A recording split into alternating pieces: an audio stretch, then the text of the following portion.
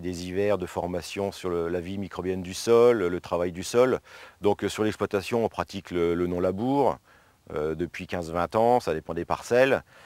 Je pratique au maximum les réductions de doses avec des techniques de bas volume, avec du matériel relativement performant, etc. Revenir à l'agronomie sur nos sols, c'est absolument indispensable parce qu'au niveau économique, il y a un retour de toute façon. Ça, moi, je l'ai constaté. Mon objectif, c'est d'essayer de respecter au maximum ce sol, ce taux de matière organique, ces micro-organismes qui font partie intégrante du sol, toute cette biodiversité qui n'est pas visible à l'œil nu mais qui semble apparemment être favorable pour nos différentes productions. Et il est clair que le fait d'avoir un assolement diversifié, c'est encore plus intéressant, plus favorable et plus facile pour pratiquer ce type d'agriculture. On a une dizaine de cultures sur l'exploitation, toutes les céréales communes aux zones de Champagne.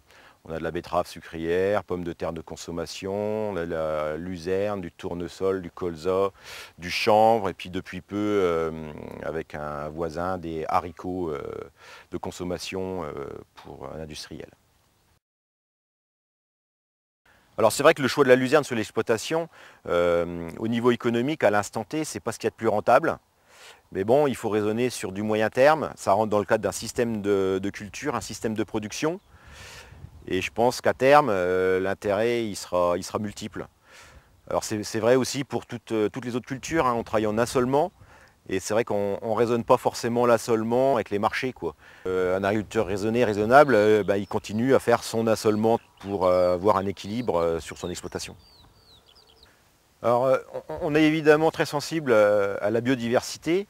Alors on parle d'abeilles, on parle de papillons, mais en sous-jacent, moi j'ai toujours à l'esprit, c'est les auxiliaires. Si on augmente la biodiversité en général, on peut être persuadé que le nombre d'auxiliaires va augmenter aussi. Et c'est évidemment favorable pour nos cultures, pour nos systèmes de production, etc. Sur cette parcelle, donc, je fais des observations pucerons, parce que le puceron c'est quand même un des insectes à surveiller, parce qu'il est vecteur de virose, et la virose sur pommes de terre de consommation, c'est à proscrire. On obtient des pommes de terre totalement difformes, invendables. Donc moi j'ai fait des comptages, la population de pucerons elle est minime, et je ne suis encore pas intervenu chimiquement. D'autant plus qu'on observe des larves de coccinelles. Donc pour l'instant, on laisse faire l'auxiliaire et puis j'interviendrai au cas où il y a besoin. Mais a priori, vu l'année, les conditions et puis le stade, il y a une grande chance qu'il n'y ait pas d'intervention chimique sur cette parcelle cette année.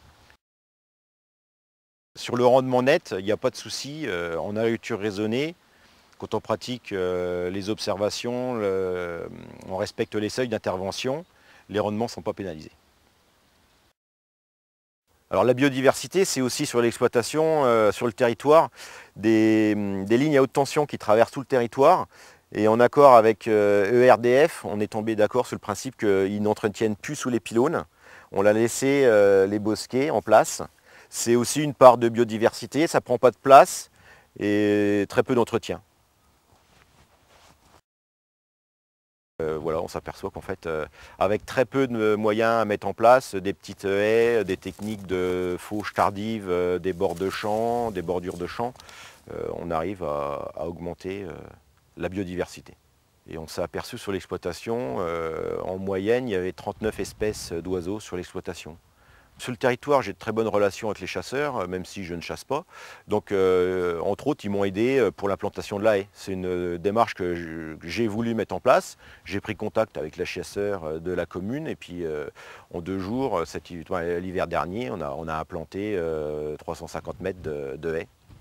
Donc, toujours dans ce programme de biodiversité, en relation à l'époque avec la LPO.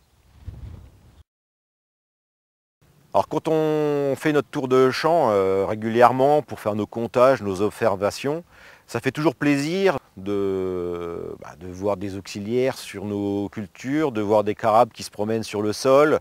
Quand on prend la bêche, voir des vers de terre qui travaillent pour nous, pour la vie microbienne du sol.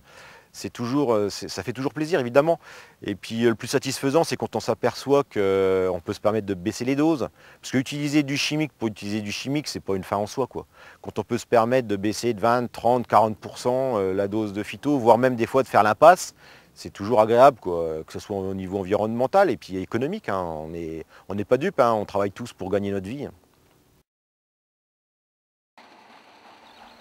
En termes d'avenir sur l'exploitation, par rapport à toutes ces techniques qui sont le non-labour, le travail superficiel, la plantation de cultures intermédiaires, la gestion de nos bordures de champs, la plantation de haies, pour moi c'est indispensable.